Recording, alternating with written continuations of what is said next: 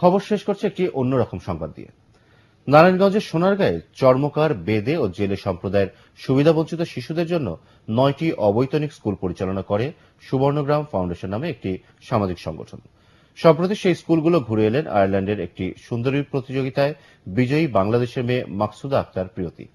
শিশুদের তিনি শোনালেন নিজের জীবনের গল্প, উৎসাহ দিলেন সামনে এগিয়ে যাওয়ার। শাহনাজ মুন্নির রিপোর্ট, ক্যামেরায় ছিলেন জহুরুল ইসলাম রঞ্জু।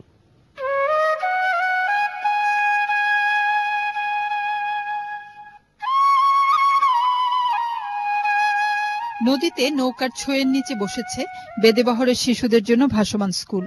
প্রচলিত স্কুলে যাদের পড়াশোনার সুযোগ মেলে না, তাদের মধ্যে শিক্ষার আলো ছড়াতেই এই আয়োজন।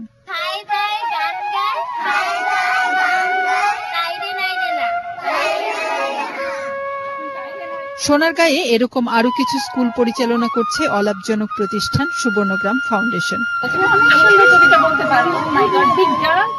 বাঁশের কাঠামোতে নির্মিত এই অভিনব স্কুলটি ঋষি বা চর্মকার সম্প্রদায়ের অবহেলিত শিশুদের জন্য। আর সেসব স্কুলেই প্রাণের টানে এসেছিলেন 13 বছর আগে বাংলাদেশ ছেড়ে যাওয়া আয়ারল্যান্ড প্রবাসী বাংলাদেশি মেয়ে প্রিয়তি, যিনি প্রায় 700 প্রতিযোগীকে পেছনে ফেলে আয়ারল্যান্ডের একটি সুন্দরী প্রতিযোগিতার খেতাব জিতেছেন। পাশাপাশি পাইলট হওয়ার জন্য নিয়েছেন বিমান চালনার প্রশিক্ষণ। গ্রামের এই শিশুদের সঙ্গ পেয়ে আপ্লুত প্রিয়তি।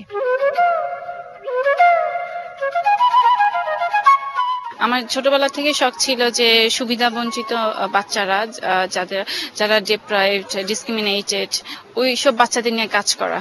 ওরা এতটা ভালোবাসা দিয়েছে একসাথে, এতগুলা বাচ্চার একসাথে। তো এটা অনুভূতিটা আসলে অন্যরকম। আরো মানুষের কাছে যাব এবং এটা নিয়ে কাজ করব। 2003 সাল থেকে শিক্ষার মাধ্যমে অবহেলিত শিশুদের জীবনমান বদলে দেওয়ার স্বপ্ন নিয়ে কাজ করে যাচ্ছে সুবর্ণগ্রাম ফাউন্ডেশন। এদের নিয়ে আরো অনেক পথ পাড়ি দেওয়ার ইচ্ছা সংগঠনের প্রতিষ্ঠাতা শাহিদ কায়েসের। ওদের চিন্তার যে দাসত্ব ওখান থেকে বের করে নিয়ে এসে ওদের মনের মধ্যে একটা স্বপ্ন রচনা করা যে আমরাও পারি। তো মূলত আসলে এই কাজটি আমরা করছি এই ওভার দ্য ইয়ার্স, গত 11 বছর যাবত। এবার যে প্রিয়তি এলো, সে যে তার জীবনে যে সেই স্ট্রাগলটা নিয়ে সে কথা বলবে, সে রূপকথার গল্প শোনাবে বাচ্চাদের এবং বাচ্চাদের উৎসাহিত করবে। আমরা এটা বলতে চেয়েছি যে উৎসাহকরণ এবং অনুপ্রাণিতকরণ এক ক্লাস। প্রিয়তির দূরপ্রবাসের গল্প সোনারগাঁর এই শিশুদের মনে হয়তো কোনো না কোনোভাবে প্রভাব ফেলে যাবে, আর হয়তো একদিন তারাও সামনে এগিয়ে যাবে নিজেদের সুন্দর স্বপ্নগুলো সফল করতে। শাহনাজ মুন্নি, এটিএন বাংলা, সোনারগাঁ।